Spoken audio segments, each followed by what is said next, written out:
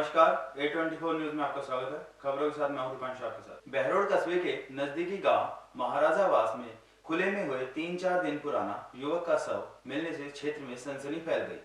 सूचना पाकर मौके पर पहुंचे बहरोड डीएसपी आनंद राव ने सिविल डिफेंस अलवर टीम के इंचार्ज सुभाष चंद्र यादव, नासिर खान, बुलीराम गुजर, सचिन यादव आदि मौके पर बुलवाकर रेस्क्यू करवाया और शव को बाहर निकलवाया और शव को मोर्चरी में रखवाया। डीएसपी ने बताया कि सूचना मिली थी कि कुएं में शव होने की आशंका है, जिस पर मैं जाब्ता मौके पर पहुंचे और अलवर से रेस्क्यू टीम को बुलाया गया।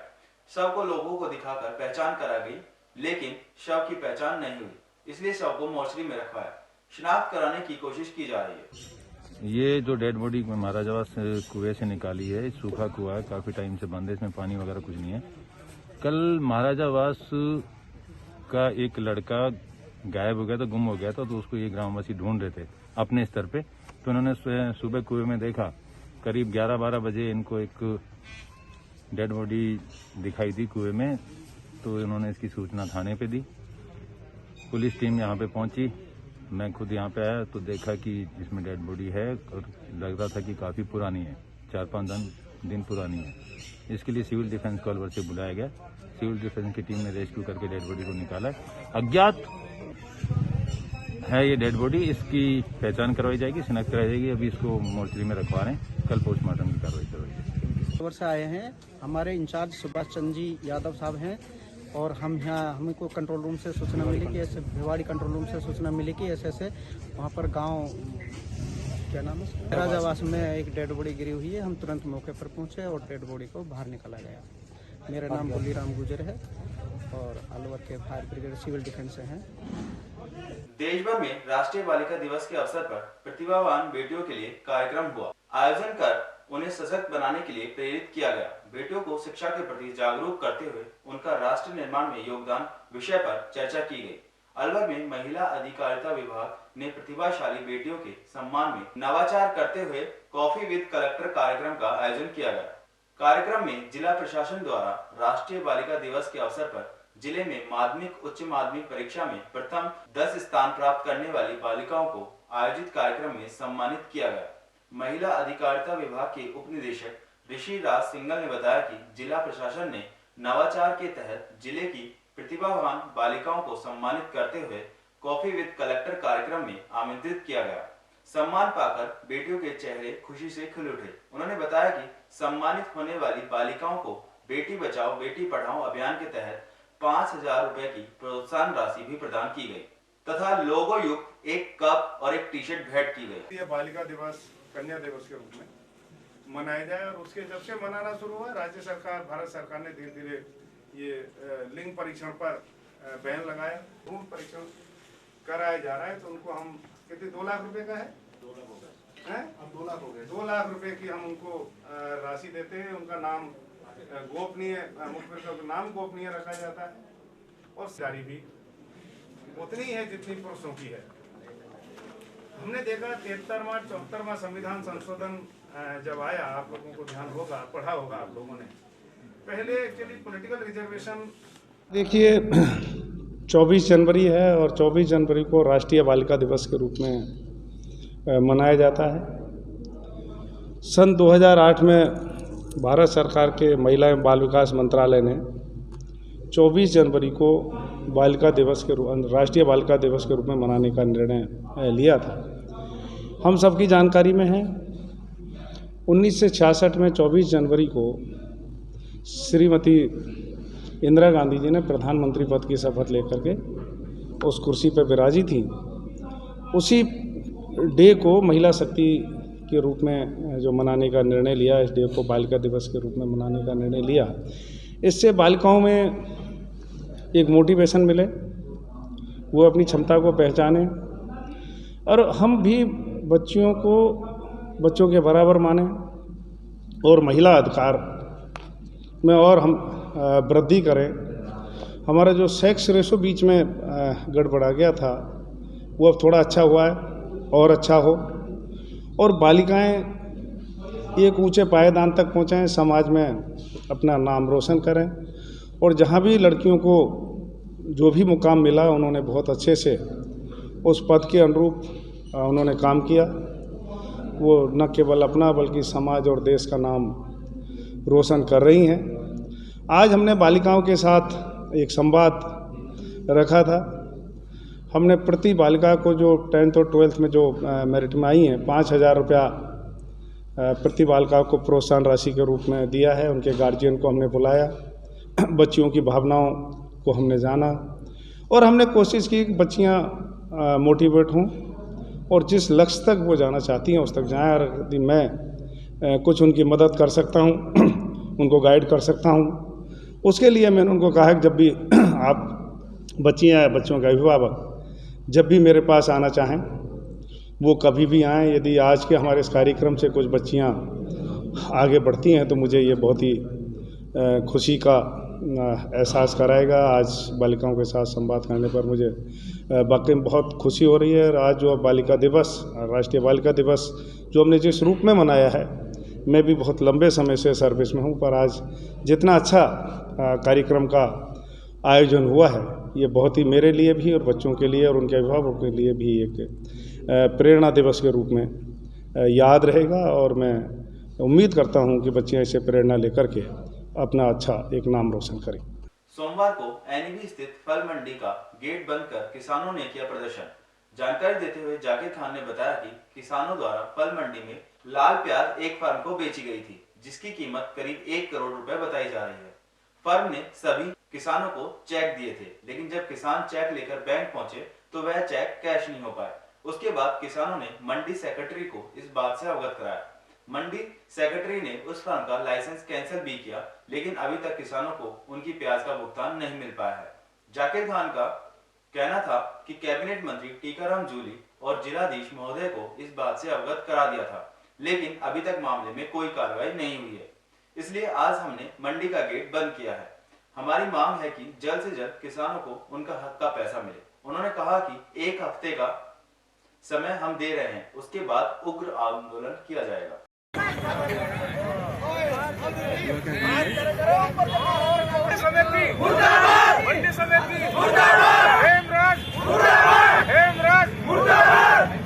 किसान एकता, किसान एकता, मजदूर एकता, मंडी समिति, मंडी समिति मुर्दाबाद, मंडी समिति मुर्दाबाद, मंडी समिति हेमराज। वो खाली घूम अरे पैसा नहीं मिलेगा तो गेट बंद क्यों नहीं करेंगे हम?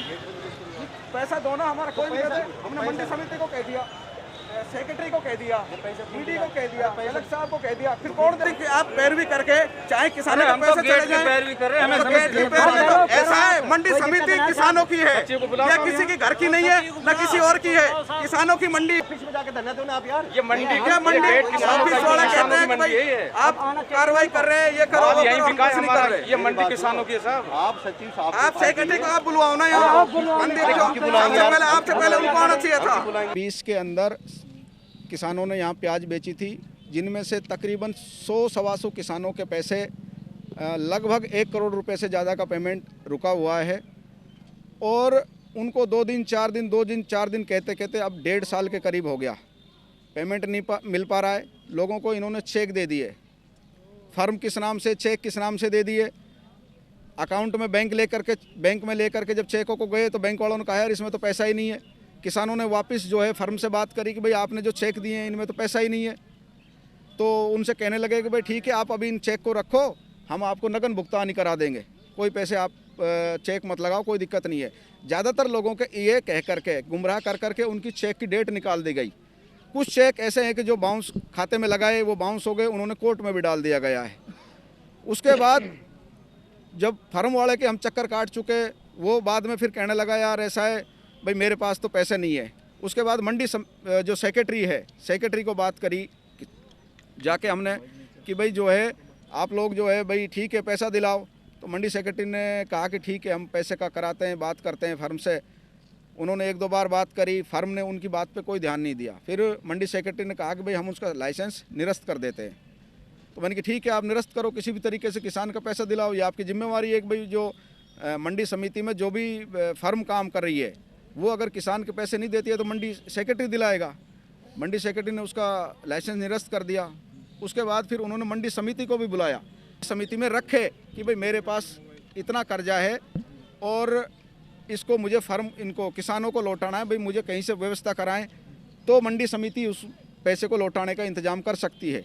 लेकिन फर्म जो है मंडी समिति में जाने से मना कर दिया उसने, क्योंकि उसका तो पैसे देने की मनसा ही नहीं थी, क्योंकि उन्होंने पर्चे तो फर्म के हैं लेकिन चेक दूसरे नाम से दे दिए, जिसकी वजह से एक इतना बड़ा फ्रॉड कर दिया कि वो तो चेक जो है वो भी फर्म के नाम से नहीं है।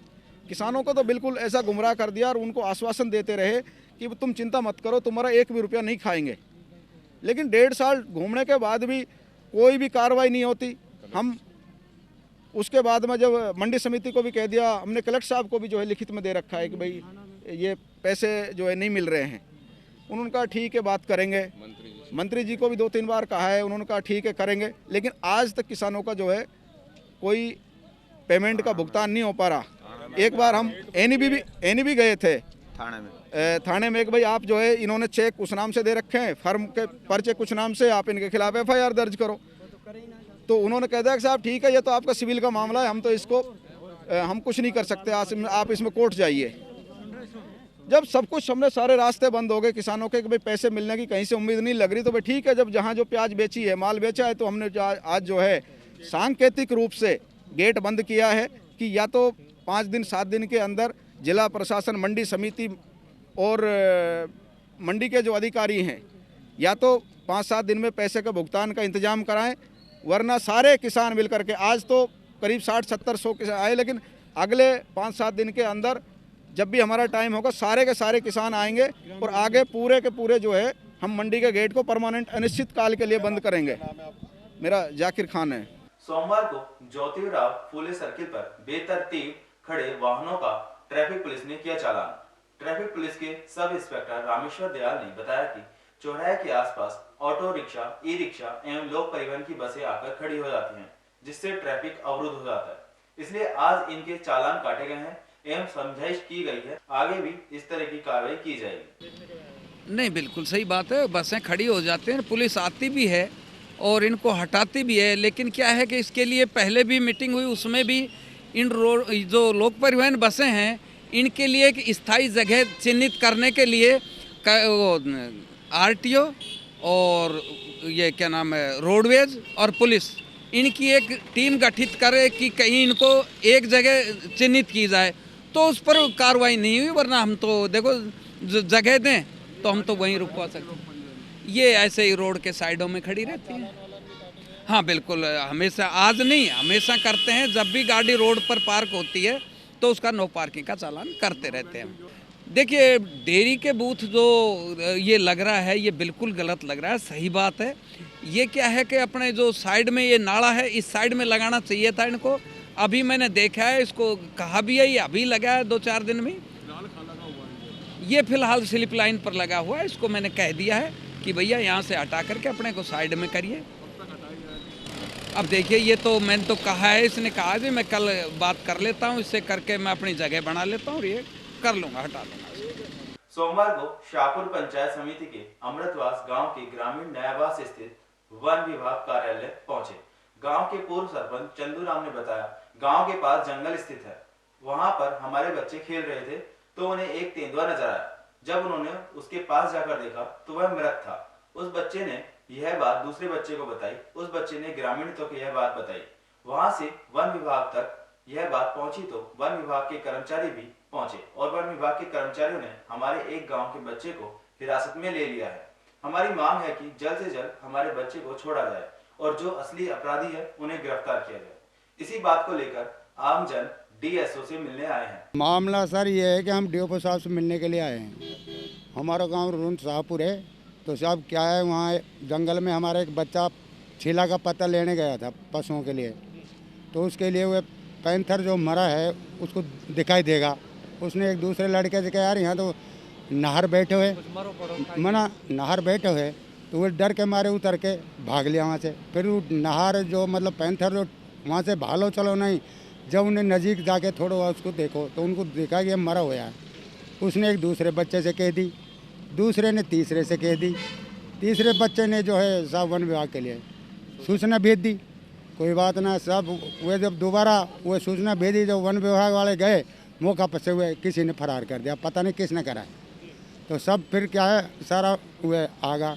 दूसरे दिन यहाँ से वन विभाग वाले डीओपो साहब भी गया और भी वनकर्मी गए, तो उन्होंने कहा भाई गांव से, भाई गांव वालों कुछ मदद करो हमारी। पूरा गांव इनके साथ मदद के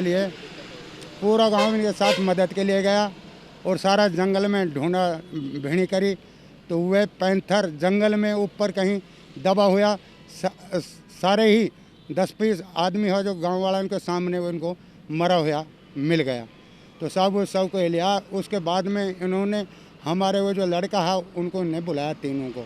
तो बुलाने के बाद में इन्होंने जो वो लड़का जिन्हें बताया है उसको ही सर मुलजिम बना के रख रखा है।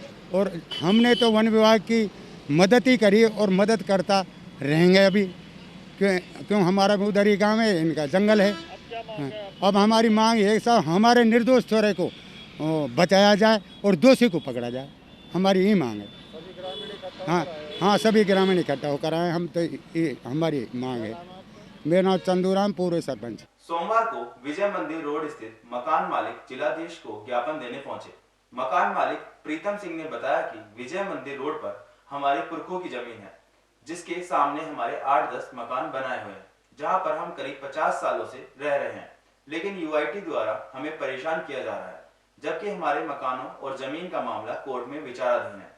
लेकिन यूआईटी हमें कहते हैं कि हमारे मकान अतिक्रमण के दायरे में आते हैं, इसलिए आज हम जिलाधीश महोदय से मिलने आए हैं। ज्ञापन हम देने आए कि हमारी विजय मंदिर रोड पे, मेन रोड पे हमारी 8.5 बीघा ज़मीन है, हमारे बाप दादाओं की परदादाओं की ज़मीन है। उनमें हमने उसी टाइम इन्होंने 82-85 में एक्वायर की थी, तो हमें तभी के हमारे मकान बने हुए हैं मेन रोड पे सबों के।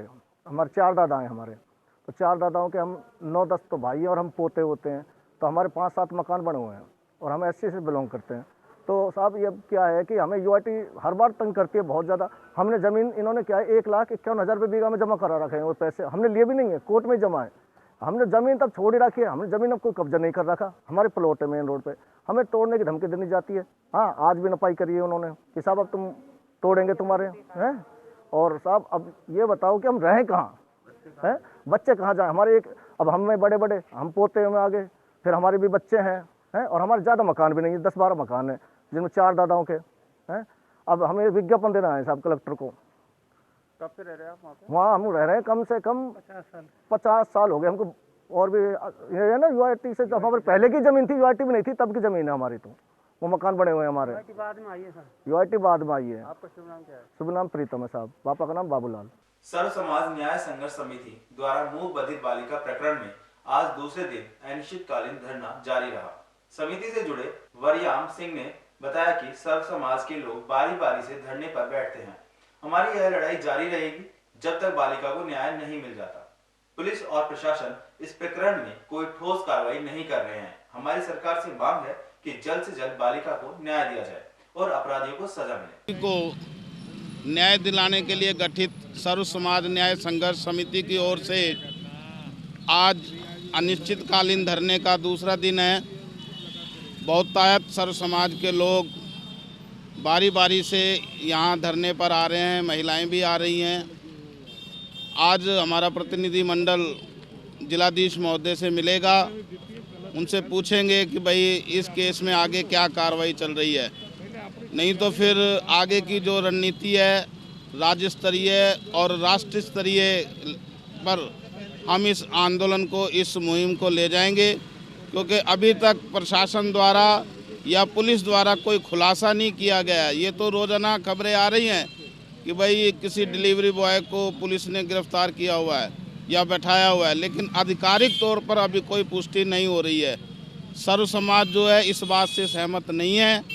हम सब लोग तब तक संघर्ष करते रहेंगे जब तक कि इस बच्ची को न्याय नहीं मिल जाता। आज समाचारों में इतना ही, मुझे दीजिए इजाजत, नमस्कार।